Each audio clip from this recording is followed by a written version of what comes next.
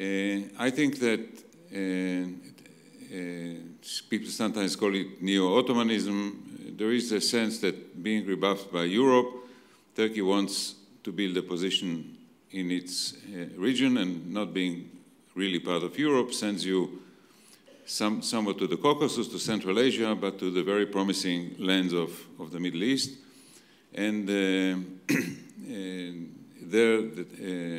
the current Turkish regime sees a potential for building assets and influence. Public opinion is a factor, but the government in many cases has galvanized public opinion. It's not necessarily always been on the receiving end of public opinion, but we have seen that it also galvanizes public opinion. Let me also mention an interesting document that I don't think has been officially published, but is in the works. That's the Red Book, the annual report prepared by the Turkish National Security Council, and National Security Council now represents a different composition than it had in earlier days when it was dominated by the military. Israel is not mentioned as an enemy in that book, but it's mentioned several times, which had not been the case in the past, and Iran is not mentioned as a national security threat. So clearly there's a major shift in the way Turkey sees the region and acts in the region. Now, Iran has managed to build a coalition, call it the camp of resistance, Muqawama in Arabic. It's composed of itself, Syria, Hamas, and Hezbollah. It's anti-American, anti-Israeli, anti-the peace process as we know it. Turkey has not joined that coalition, but certainly some of its activities reinforce that coalition and reinforce the direction in which it is trying to take the region.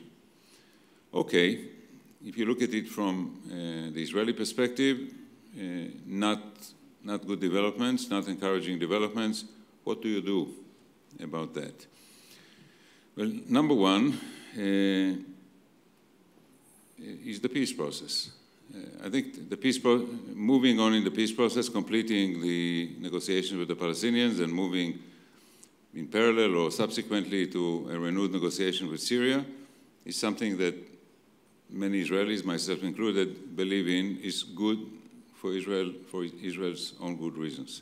It is also good, helpful, essential for dealing with this new regional equation, because if Iran leads the camp of resistance, Muqawama, contrary to the peace process, you want to help the camp that is supportive of the peace process. Egypt, Saudi Arabia, other conservative or moderate Arab states, and the Palestinian Authority as distinct from the Hamas.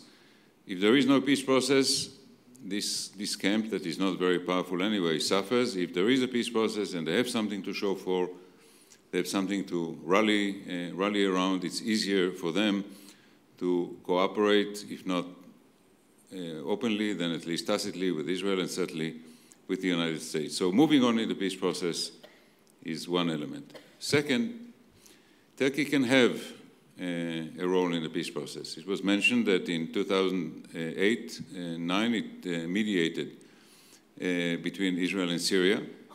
That may not have been the most successful part of the long Israeli-Syrian peace process, but Turkey enjoyed that role.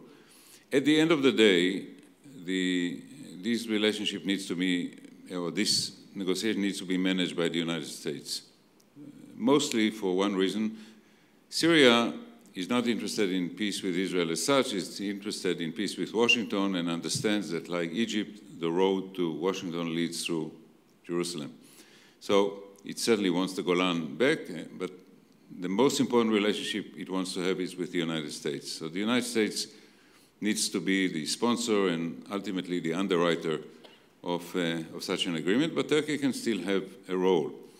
That role needs to be tied to a more, call it, even-handed Turkish policy in the Middle East. You cannot try to support Hamas in Gaza and mediate between Israel and Syria at the same time. That doesn't work. That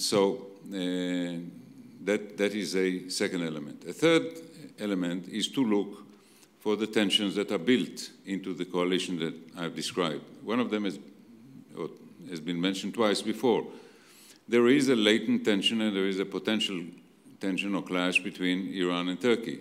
And ultimately, both these countries want to be hegemonial. They don't have identical interests. Sometimes they have divergent interests. Presently, they seem to collaborate, but that need not be the case for good, and that is something that creative diplomacy, Israeli, but not only Israeli, can work on. Second, Iran and Syria also do not necessarily have identical interests. Let's say in Lebanon. Right now, they collaborate. If we look at the issue of the International Tribunal, both Iran and Hezbollah and Syria work to undermine the tribunal and exert joint pressure on the government of Mr. Hariri.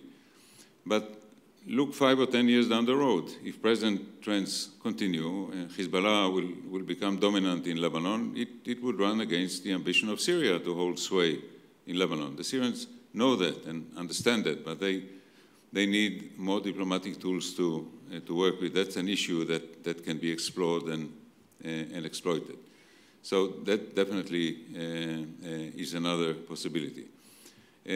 Something else that Israeli foreign policy, diplomacy have been doing recently is to look for another periphery. That is to say, go behind Turkey and look for allies if Turkey is becoming less friendly or hostile. And of course, the immediate choice is Greece. There's been a major rapprochement in Israeli-Greek relations in recent months. That, of course, historically in the 50s and 60s definitely was not the case, but is very much the case now. So to wrap up, recent developments in the Middle East have transformed the regional arena. From an Israeli point of view, on the whole, these have been negative, not positive elements. But there is room for diplomacy. Most important, reviving the peace process, making it work and laying the groundwork for a new set of relationship and reinforcing the moderate elements in the Middle East, but also taking other opportunity inside the region and on the region's rims. Thank you very much.